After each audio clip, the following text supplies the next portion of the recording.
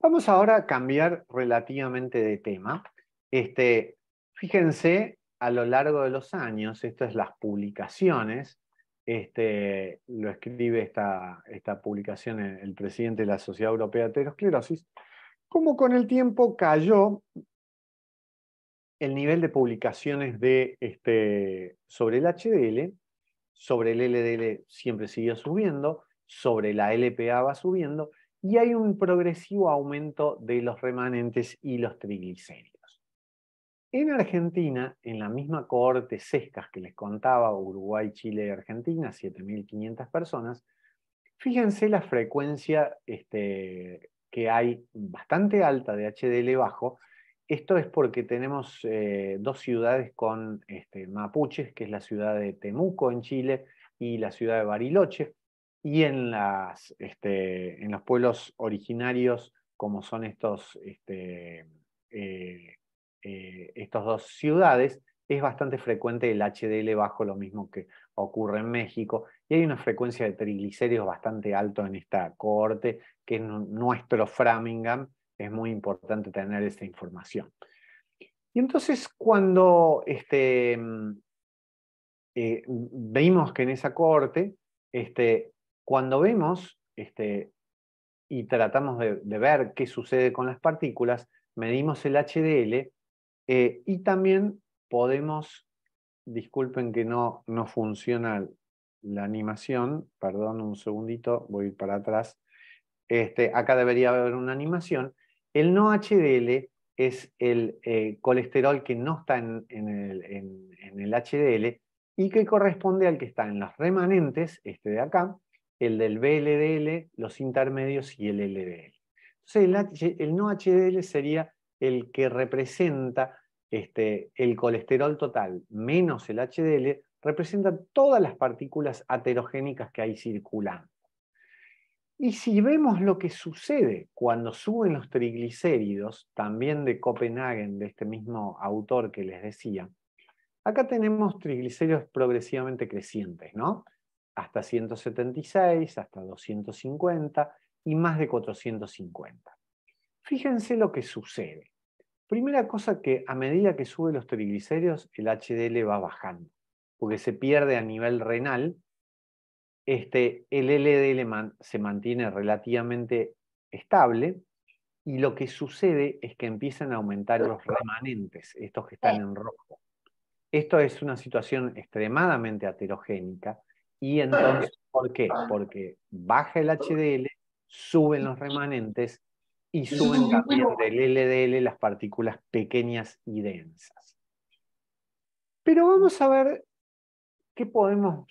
cómo podemos manejar estos pacientes con triglicéridos altos. Si miramos esta publicación de Cochrane, que hace metaanálisis, ellos solamente interpretaron que el metaanálisis de todos los fibratos solo bajaba alrededor de 12%. Y entonces es una reducción bastante pobre de eventos.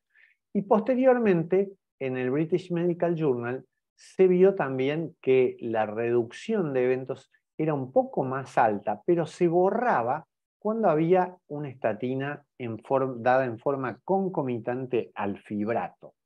Y ahí lo que ellos enfatizaban es que era la revolución de las estatinas.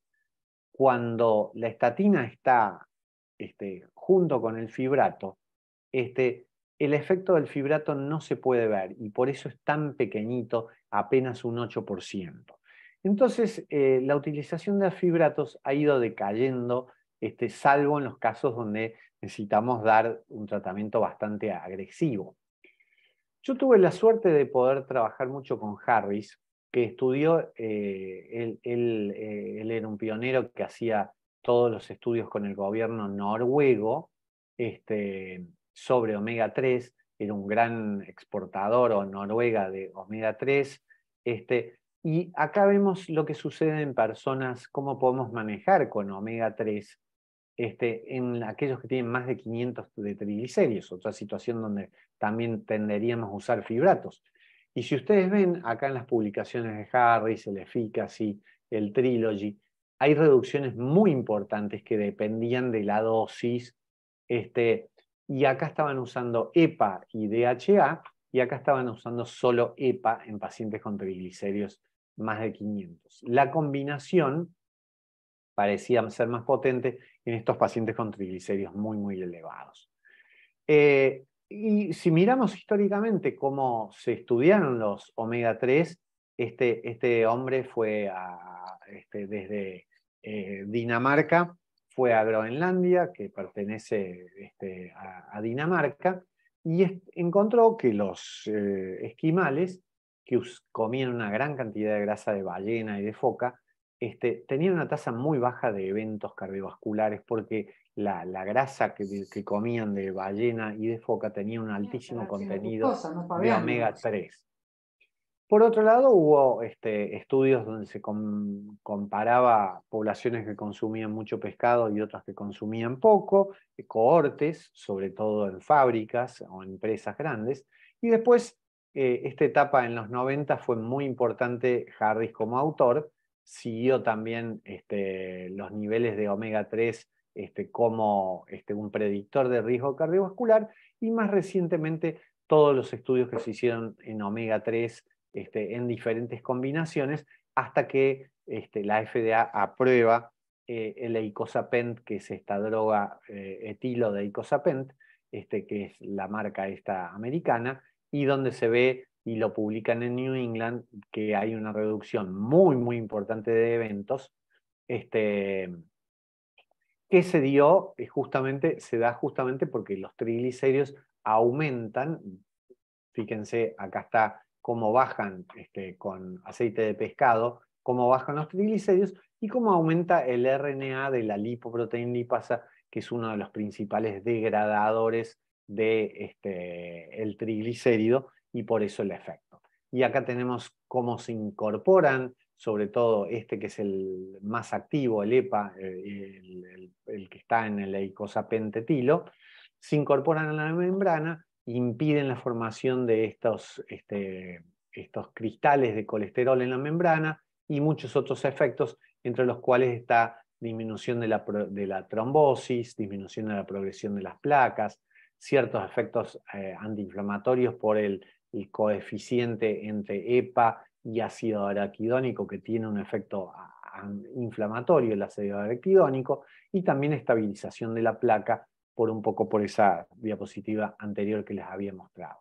Y acá está la publicación de 2019 del estudio REDUCIT, donde se vio que había un porcentaje muy importante de reducción de 25% en todos pacientes con evento cardiovascular previos, todos pacientes con estatina, que eran randomizados a aceite mineral o eicosapent-etilo en una dosis de 4 gramos por día. Como es tan alto, le daban 2 gramos al almuerzo, 2 con la cena, para que fuera más tolerable por la carga de grasa.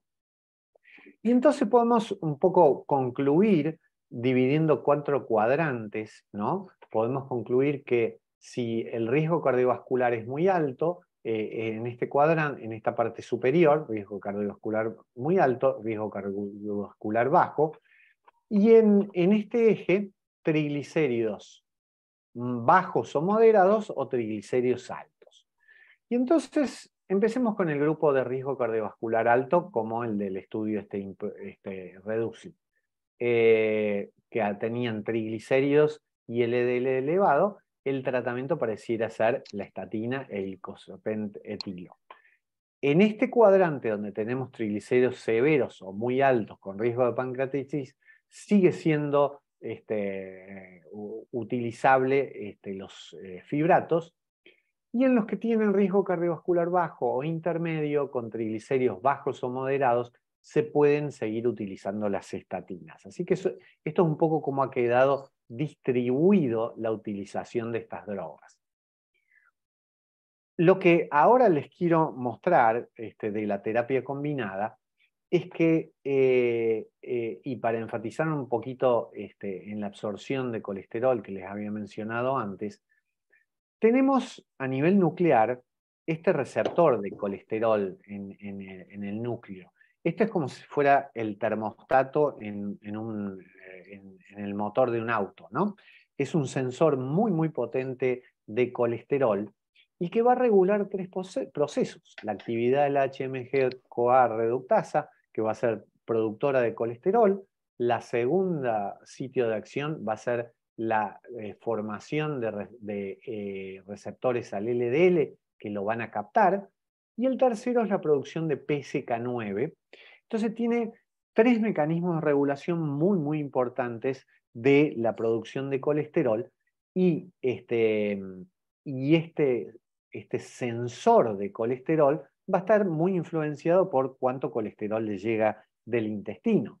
Y entonces hace que exista esta sinergia porque están influenciados los tres procesos, la HMG, los receptores al LDL y los PSK9, que todos van a estar regulando la concentración plasmática de LDL. Y entonces tenemos tenemos esta regla del 6 que baja 6% adicional, lo que logramos con el ezetimibe y lo que logramos con los inhibidores de PSK9. Entonces, ya cerca de concluir, perdón,